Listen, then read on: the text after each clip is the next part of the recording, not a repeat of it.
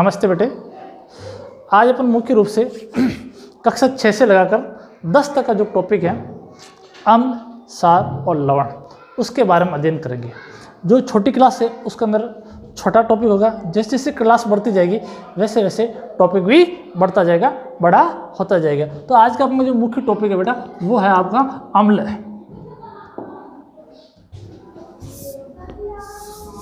यानी बेटा अम्ल, सार तथा लवण, इसके बारे में आप अध्ययन करेंगे।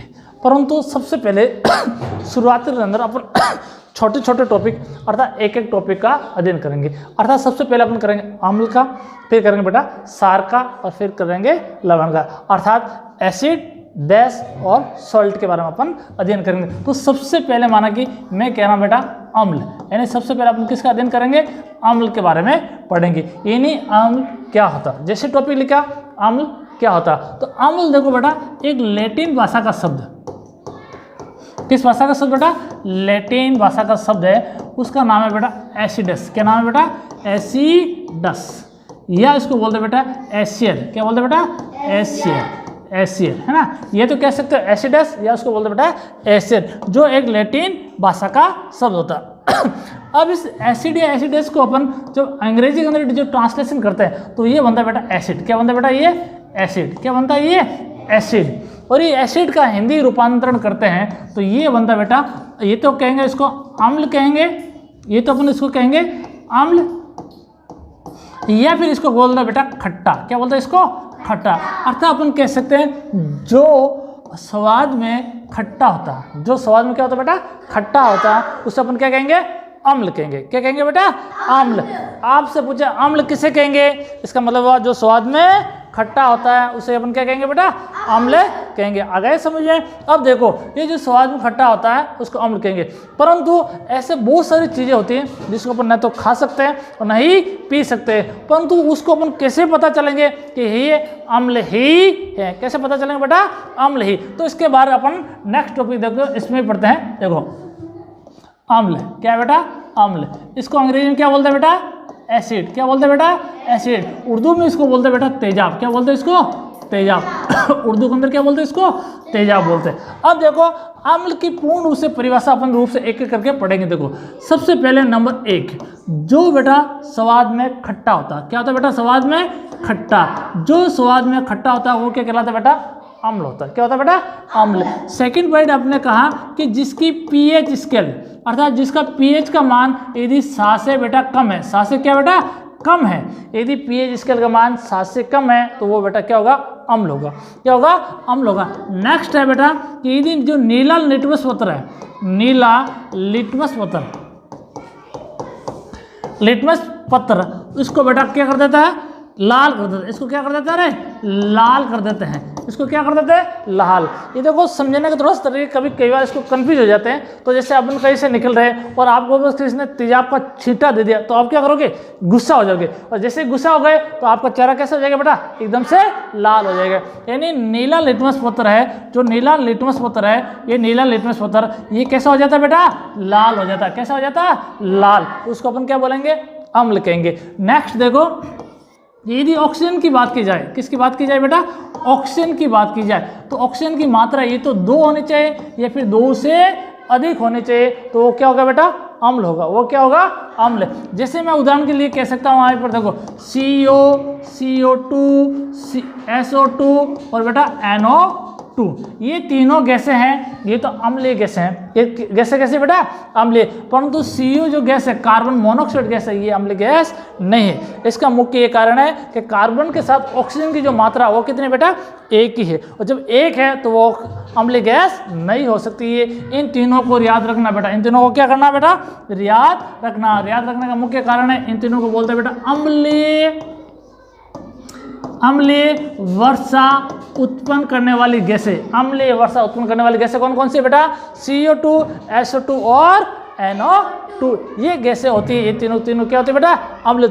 नेक्स्ट आता है बेटा 5 नंबर सबसे इंपॉर्टेंट, यदि कोई धातु के साथ अभिक्रिया करता है, कौन? अम्ल है। किसके साथ अभिक्रिया करता है बेटा?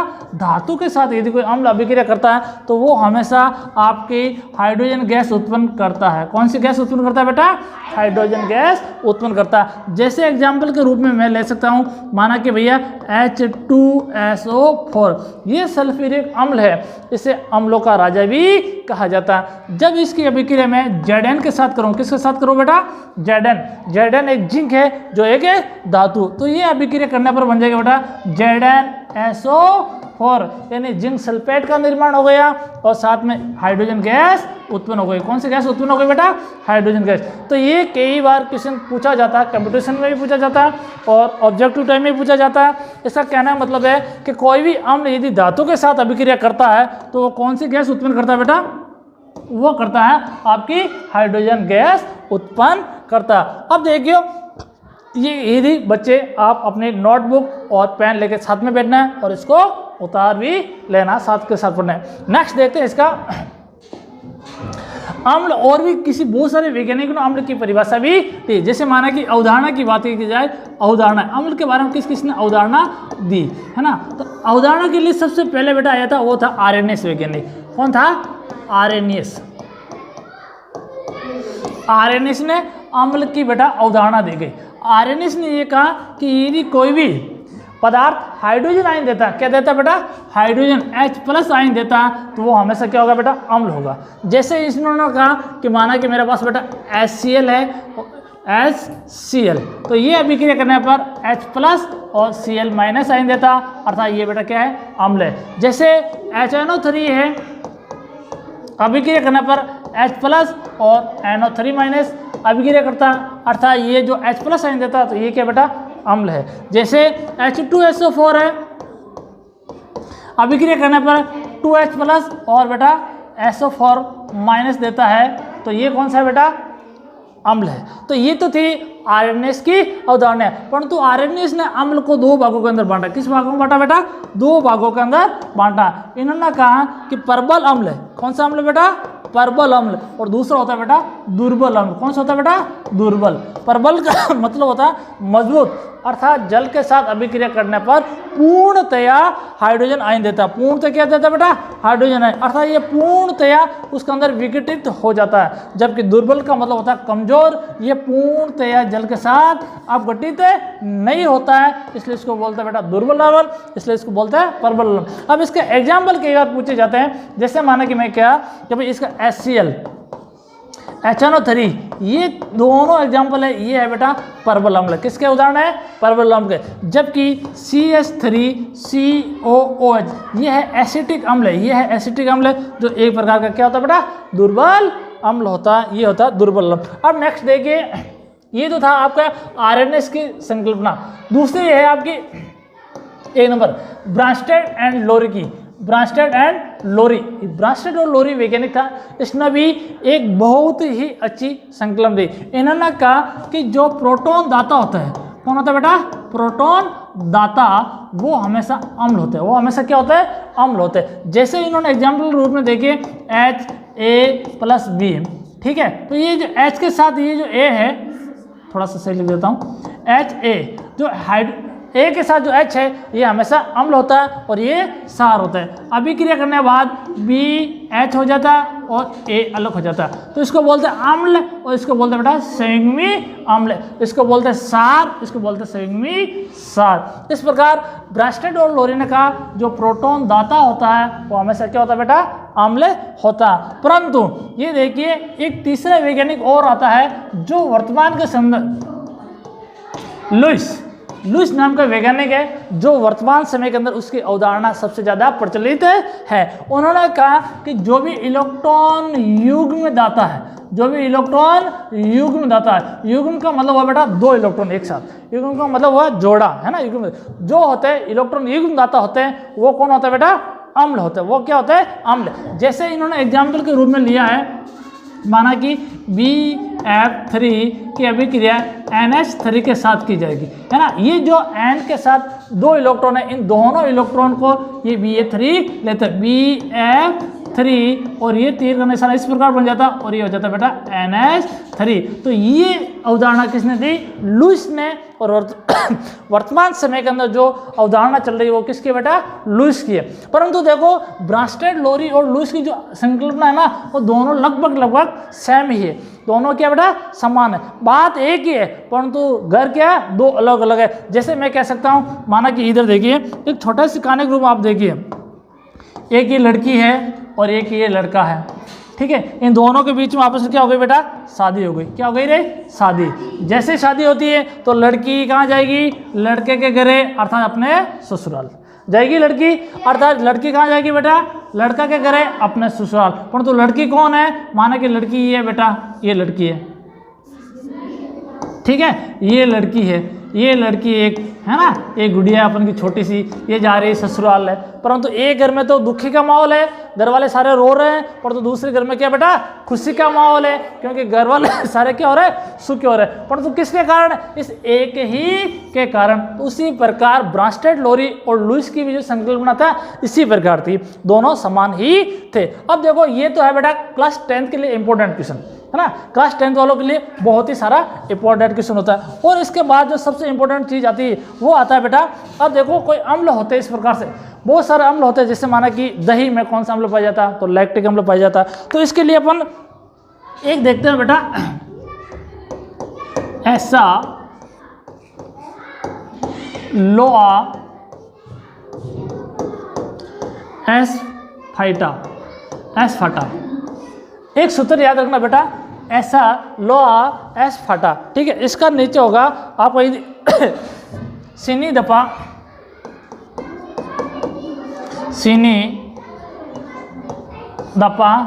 सीनी दपा और नेक्स्ट आएगा बेटा आईची, ई। इसको याद रखना, ये इंपॉर्टेंट है बेटा।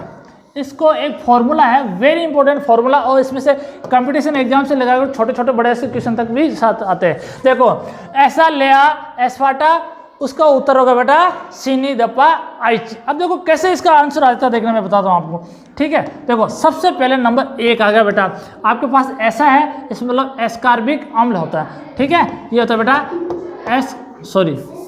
एसिटिक अम्ल, एसिटिक अम्ल। कौन सा अम्ल बेटा? एसिटिक अम्ल। ये एसिटिक अम्ल हमेशा सिरके में पाया जाता है। किस में पाया जाता है बेटा? सिरके के अंदर, ठीक है। उसके बाद दूसरा है आपके पास, देखो साइट्रिक, क्या बेटा? सा से बोलता साइट्रिक अम्ल, साइट्रिक अम्ल है ना, ये साइट्रिक अम्ल है। ये साइट्रिक अम्ल पाया जाता है, जैसे नी से बनता है बेटा नींबू, क्या बनता है? नींबू, अर्थात साइट्रिक अम्ल किस में पाया जाता है? नींबू के अंदर। थर्ड पार्ट है ये आपके पास, देखो लो है ना, लैक्टिक, इसका मतलब होता है बेटा लैक्टिक अम्ल। कौन सा अम्ल होता है बेटा? लैक्टिक अम्ल। और ये किस में पाया जाता है? द से बनता है आपका दही, क्या बनता है बेटा? दही। नेक्स्ट आता है देखो आपका चौथा नंबर ऑक्जेलिक, आ से बनता है बेटा ऑक्सेलिक अम्ल। कौन सा बनता है? ऑक्सेलिक अम्ल, ऑक्सेलिक अम्ल। और ऑक्सेलिक अम्ल ये पाया जाता है बेटा पालक के अंदर भी पाया जाता है, या फिर इसके अंदर टमाटर के अंदर भी पाया जाता है। नेक्स्ट देखिए एस, यानी बेटा एस्कार्बिक,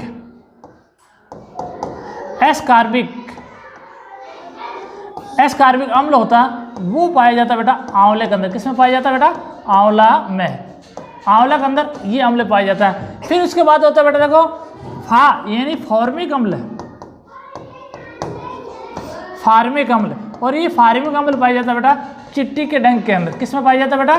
चिट्टी के डंक में। उसके बाद आता है बेटा टार्ट्रिक अम्ल, टा से बनता है टार्ट्रिक अम्ल। और टार्ट्रिक अम्ल पाया जाता है आपके पास इमली के अंदर, या फिर पाया जाता है बेटा कच्चे आम में, या फिर पाया जाता है आपके पास बेटा अंगूर के अंदर, ये आए पाया जाता है। तो आज से आपको ये पता चलना चाहिए कि जो दही होता है वो दही खट्टा क्यों होता है, क्योंकि उसके अंदर कौन सा अम्ल पाया जाता है बेटा? लैक्टिक अम्ल पाया जाता है। आपने कहा भाई टमाटर खट्टा होता है, टमाटर कैसा होता है बेटा? खट्टा। तो क्यों खट्टा होता है? क्योंकि उसके अंदर क्या होता है बेटा?